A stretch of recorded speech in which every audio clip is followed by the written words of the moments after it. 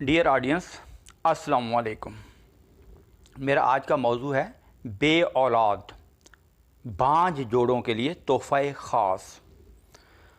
وہ تمام جوڑے جو ڈاکٹروں سے علاج کروا کر تھک چکے ہوں اور وہ خواہ عمر کے کسی بھی حصے میں ہوں، وہ اپنے رب کی رحمت کی طرف متوجہ ہو جائیں۔ بے شک میرا رب اپنے پکارنے والے کو مایوس نہیں کرتا۔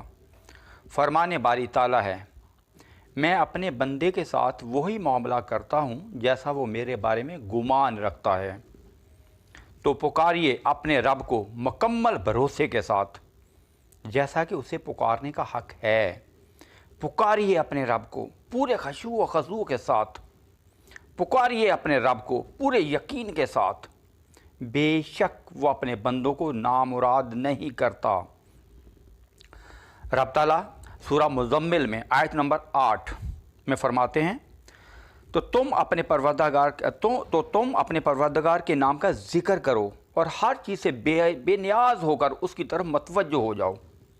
آئی ریپیٹ اٹ، تو تم اپنے پروردگار کے نام کا ذکر کرو اور ہر چیز سے بے نیاز ہو کر اسی کی طرف متوجہ ہو جاؤ۔ سبحان اللہ و بحمدہ سبحان اللہ العظیم۔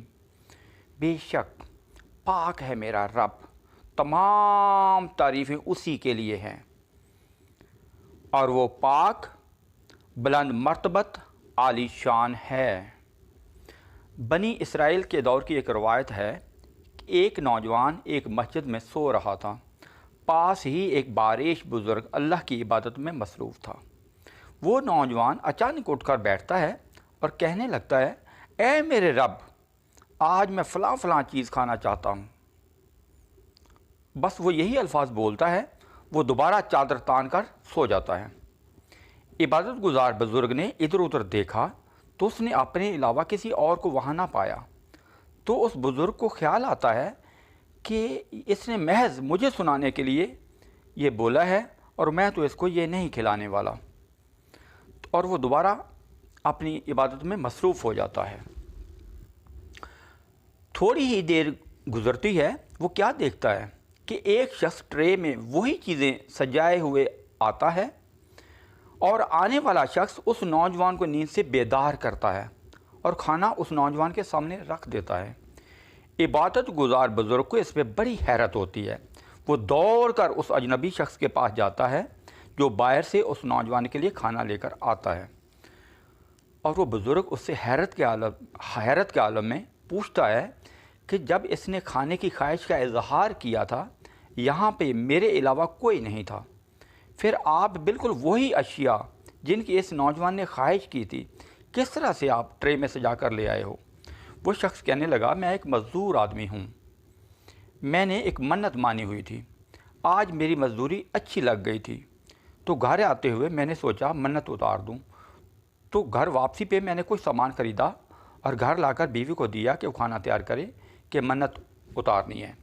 یہ کہہ کر میں اندر جا کر لیٹ گیا کہ میری آنکھ لگ گئی۔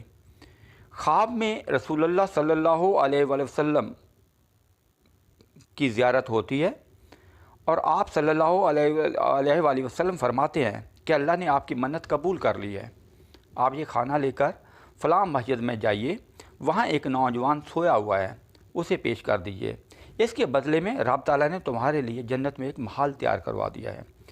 اتنے میں میری آنکھ کھل جاتی ہے اور میں کھانا لے کر یہاں پر آ جاتا ہوں۔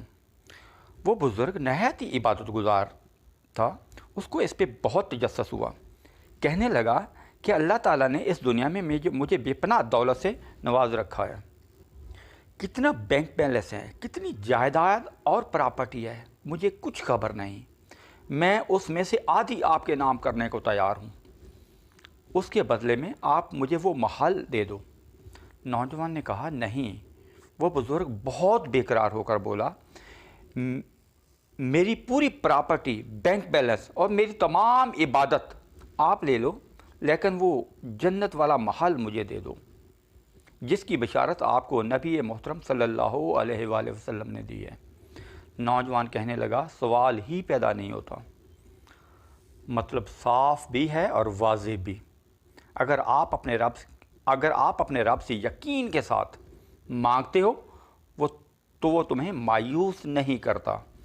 تو اللہ پہ بھروسہ کر کے خلوص نیت اور یقین کامل کے ساتھ وظائف کریں۔ پہلے 3 وظائف صرف بے اولاد عورت یعنی بیوی کو کرنے ہیں، اور باقی 3 دونوں میاں بیوی کو کرنے ہیں۔ کوشش کریں تسبیحات کے دوران بات نہ کریں، اس سے خشوع و خضوع اور توجہ ٹوٹ جاتی ہے، اور یہ چیز بے ادبی کے زمرے میں آتی ہے، کیونکہ رب تعالیٰ فرماتا ہے تو تم اپنے پروردگار کے نام کا ذکر کرو، اور ہر طرف سے بے نیاز ہو کر، ہر طرف سے بیگانے ہو کر صرف اسی کی طرف متوجہ ہو جاؤ۔ سورہ مزمل آیت نمبر 8۔ وظائف نوٹ کر لیں۔ یہ پہلے 3 وظیفے جو ہے یہ صرف بے اولاد عورت کو کرنے ہیں، یعنی بیوی کو کرنے ہیں۔ پہلا وظیفہ ہے نماز فجر کے بعد مصلی پر ہی بیٹھ کر سورج طلوع ہونے تک سورہ کوثر کا ورد کرنا ہے، مسلسل کرنا ہے، بغیر کسی سے بات کیے کرنا ہے۔ جب سورج نکل آئے تو دعا مانگ کر مصلی سے اٹھ جانا ہے، اور یہ تب تک کرتے رہنا ہے جب تک پریگنینسی نہیں ہو جاتی۔ جب پریگنینسی ہو جائے تو آپ بھلے اس وظیفے کو پھر چھوڑ دیں، پھر اس سے کوئی فرق نہیں پڑے گا۔ دوسرا وظیفہ ہے بے اولاد عورت۔ اس نے 7 روزے رکھنے ہیں، اور روزے نفلی رکھنے ہیں۔ یاد رکھیں یہ جو ابھی رمضان چل رہا ہے یہ فرض ہیں، یہ تو ہر کسی کو رکھنے ہیں، لیکن یاد رکھیں وظیفے کے لیے آپ کو نفلی روزے رکھنے ہوں گے۔ 7 روزے نفلی رکھنے ہیں، اور پھر افطار کے وقت یا خالق ہو یا باری ہو یا مصور ہو، یہ ایک دفعہ ہو گیا، تو اس طرح سے 21 مرتبہ آپ نے یہ پڑھ کر پانی کے گلاس پہ دم کرنا ہے، اور پھر اس پانی سے روزے کو افطار کرنا ہے، اور مسلسل 7 روزوں میں آپ نے یہ کرنا ہے، اور اپنے رب سے افطار کے بعد دعا کرنی ہے۔ انشاءاللہ تعالی جلد ہی گودھری ہو جائے گی۔ تیسرا وظیفہ سورہ فتح کی آخری آیت، آئی ریپیٹ اٹ، میں دہراتا ہوں، سورہ فتح کی آخری آیت 11 مرتبہ پانی پہ دم کر کے روزانہ پینا ہے۔ اگر ہو سکے تو نہار منہ پئیں تو زیادہ افاقہ ہوگا۔ یہ تینوں جو وظائف ہیں یہ صرف اور صرف بے اولاد عورت کو کرنے ہیں، یعنی بیوی کو کرنے ہیں، اور ساتھ میں عورت کو روزانہ 1 گولی folic acid tablet, folic acid یہ لینی ہے۔ اور اب جو 3 وظائف اور بتا رہا ہوں میں، یہ مرد اور عورت یعنی میاں اور بیوی دونوں کو برابر کرنے ہیں اور یکساں کرنے ہیں۔ اور یہ پہلا وظیفہ ہے میاں اور بیوی دونوں کو یہ کرنا ہے۔ نماز عصر، بعد نماز عصر یعنی عصر کی نماز کے بعد وہیں پر بیٹھے بیٹھے مصلی پر بیٹھے بیٹھے 313 مرتبہ آیت کریمہ پڑھنی ہے۔ آیت کریمہ ہے لا الہ الا انت سبحانک انی کنت من الظالمین۔ میں دوبارہ سے رپیٹ کر دیتا ہوں، لا الہ الا انت سبحانک انی کنت من الظالمین۔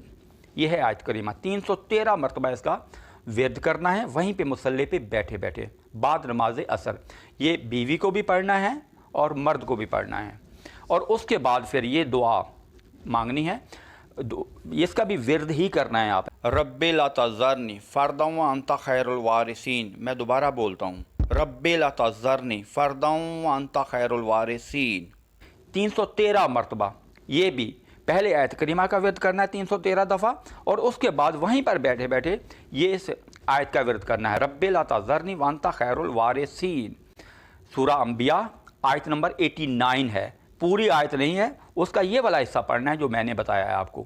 تو اس کو بھی 313 مرتبہ پڑھنا ہے، اور اس کے بعد پھر دعا مانگ کر اگر ہو سکے تو وہیں پر مصلی پر بیٹھے رہیں، ذکر اذکار کرتے رہیں، اور پھر مغرب کی نماز پڑھ کر اٹھنا ہے وہاں سے، یا پہلے آپ اگر پہلے یہ عمل ختم ہو جائے آپ کا تو آپ پہلے اٹھ سکتے ہیں، لیکن میاں اور بیوی دونوں کو کرنا ہے، اور یہ وظیفہ تب تک جاری رکھنا ہے دونوں میاں بیوی کو جب تک وضع حمل نہیں ہو جاتا۔ وضع حمل کا مطلب ہے جب تک بچہ پیدا نہیں ہو جاتا، اس کو کنٹینیو رکھنا ہے۔ اس کے بعد نیکسٹ وظیفہ ہے استغفار۔ استغفار جو ہے یہ 2 طرح سے ہے، استغفر اللہ الذی لا الہ الا هو الحی القیوم واتوب علیہ، ایک تو یہ بھی ہے، ایک جو ہے 5ویں کلمے کی پہلی آیت جو ہے استغفر اللہ ربی من کل ذنب واتوب علیہ، ان میں سے کوئی سا بھی آپ پڑھ سکتے ہیں۔ 313 مرتبہ پڑھنا ہے استغفار بعد نماز مغرب، اور یہ بھی دونوں میاں بیوی کو پڑھنا ہے۔ بعد نماز مغرب استغفار 313 مرتبہ۔ یہ دونوں ہی میں نے پڑھ کر بتائے ہیں آپ کو، آپ جون سا مرضی کر لیں۔ ساتھ میں آپ کو یہ میں کوشش کروں گا کہ آپ کو لکھا ہوا بھی ملے اسکرین پر۔ اس کے بعد ہے نیکسٹ وظیفہ جو ہے عشاء کی نماز کے بعد نماز عشاء دونوں میاں بیوی کو کرنا ہے یا لطیفو 133 مرتبہ اس کا ورد کرنا ہے آپ نے، یا لطیفو 133 مرتبہ، اور اس کے بعد پھر 100 دفعہ یعنی ایک تسبیح پوری 100 یعنی کہ بھی مرتبہ پڑھنا ہے آپ نے، حسبنا اللہ و نعم الوکیل نعم المولا و نعم النصیر، یعنی کہ اس کی ایک تسبیح کرنی ہے 100 مرتبہ، یعنی کہ بھی ہو جائے یہ بعد نماز عشاء، یہ بھی میاں بیوی دونوں کو کرنی ہے۔ اب یہ سن لیں، استغفار دونوں میاں بیوی نے یہ ہمیشہ کے لیے کرنا ہے آپ نے، ٹھیک ہے، بچہ پیدا بھی ہو جائے تو اس کو کنٹینیو ہوئی رکھنا ہے آپ نے، اس کو ترک نہیں کرنا ہے۔ اور اسی طرح سے یہ جو لاسٹ میں نے بتایا ہے یا لطیفو اور حسبنا اللہ والا، یہ بھی آپ نے کنٹینیو ہی رکھنا ہے، اس کو ترک نہیں کرنا ہے، ٹھیک ہے۔ اور ساتھ میں احترام وظائف سن لیں آپ، نماز پنجگانہ کی پابندی کرنی ہے، یاد رکھیے یہ نماز نہیں چھوڑنی۔ اگر آپ چاہتے ہیں تو آپ کو ان وظائف کا فائدہ ملے تو نماز پنجگانہ کی پابندی کرنی ہے، تمام حقوق و فرائض ادا کرنے ہیں، ایمانداری سے ادا کرنے ہیں، ہر طرح کے حسد، اناد، کینے اور بغض سے اپنے آپ کو پاک کرنا ہے، جھوٹ نہیں بولنا ہے، غیبت نہیں کرنی ہے، صلہ رحمی اختیار کرنا ہے، صلہ رحمی اختیار کرنا ہے اور قطع رحمی سے اجتناب کرنا ہے۔ اس کا مطلب یہ ہے کہ اپنے حلقہ احباب، رشتہ داروں سے، عزیزوں سے، ماں باپ، بہن بھائیوں سے قطع تعلق نہیں کرنا ہے، ان سے ناراض نہیں ہونا ہے۔ اگر کوئی ناراض ہوتا ہے تو آپ اس سے معذرت کر کے اس کو منا لیں، کہ یاد رکھیں کہ معافی مانگنے والا، پہل کرنے والا جو ہے اس کی شان جو ہے وہ بلند رکھی گئی ہے۔ اپنے رب کے ساتھ اپنا تعلق قائم کرنا ہے، اللہ پر بھروسہ کر کے خلوص نیت اور یقین کامل کے ساتھ یہ عمل کریں، انشاءاللہ بہت جلد خوشخبری ملے گی۔ آزمودہ ہے۔ اگر کسی کو لگے کہ میں کون سا کوئی اتھارٹی ہوں، بالکل میں کوئی اتھارٹی نہیں، لیکن یہ کلام تو اتھارٹی ہے، جس کا یہ کلام ہے وہ تو اتھارٹی ہے۔ زیادہ سے زیادہ پھیلائیں، اللہ کے بندوں کو فائدہ پہنچ جائے تو شاید اللہ اسی بات پہ ہماری بھی مغفرت کر دے۔ ویسے تو ہمارے پلے کچھ نہیں۔ اسی بات پہ میں ایک واقعہ شیئر کرتا چلوں۔ حضرت عمر خطاب رضی اللہ تعالیٰ عنہ خلیفہ وقت ہیں۔ حضرت امام حسن رضی اللہ تعالیٰ عنہ اور حضرت امام حسین علیہ السلام ابھی چھوٹے ہیں، بچے ہیں۔ آپ دونوں کی حضرت عمر کے بیٹے جو انہی کی عمر کے ہوتے ہیں، کھیل میں ہلکی سی تکرار ہو جاتی ہے۔ امام حسن اور امام حسین علیہ السلام حضرت عمر کے صاحبزادے کو کہتے ہیں کہ جاؤ، آپ کے بابا تو ہمارے نانا کے غلام ہیں۔ حضرت عمر کے صاحبزادے بچے ہونے کی وجہ سے اس بات پہ رنجیدہ ہو جاتے ہیں اور اپنے بابا کو جا کر شکایت لگاتے ہیں۔ حضرت عمر اپنے صاحبزادے سے فرماتے ہیں جاؤ اور جا کر ان سے لکھوا کر لے آؤ۔ حضرت عمر کے صاحبزادے بھاگے جاتے ہیں اور حضرت حسن اور حسین علیہ السلام سے کہتے ہیں کہ آپ نے ابھی جو کہا ہے وہ لکھ کر دے دیجئے۔ حضرت امام حسن اور حسین کاغذ منگواتے ہیں اور لکھ کر دے دیتے ہیں کہ آپ کے بابا ہمارے نانا کے غلام ہیں۔ خلیفہ وقت حضرت عمر فاروق رضی اللہ تعالیٰ عنہ وہ کاغذ بڑی محفل میں صحابہ کرام رضوان الاجمعین کو دکھلا کر کہتے ہیں مجھے اپنے اعمال پہ تو کوئی بھروسہ نہیں، مرنے کے بعد جب مجھے دفنانے لگو تو اس کاغذ کو سرٹیفکیٹ کے طور پہ میرے کفن کے اندر میرے سینے پہ رکھ دینا، یہ ضرور میری مغفرت کروا دے گا۔ سبحان اللہ، عجز اور انکساری دیکھیے۔ وہ عمر فاروق جن کے بارے میں حضور صلی اللہ علیہ وآلہ وسلم کا فرمان ہے کہ اگر میرے بعد کوئی نبی ہوتا تو وہ عمر ہوتا، کیا شان ہے ان کی، بیان کرنے کی میری تو اوقات نہیں۔ جب ان کا یہ عجز ہے تو پھر ہم اور تم کیا چیز ہیں؟ تو پڑھیے استغفر اللہ الذی لا الہ الا هو الحی القیوم واتوب الیہ۔ اگر میری یہ کاوش اچھی لگی ہو تو پلیز زیادہ سے زیادہ لائک، سبسکرائب اور شیئر کریں۔ Thank you, have a nice day.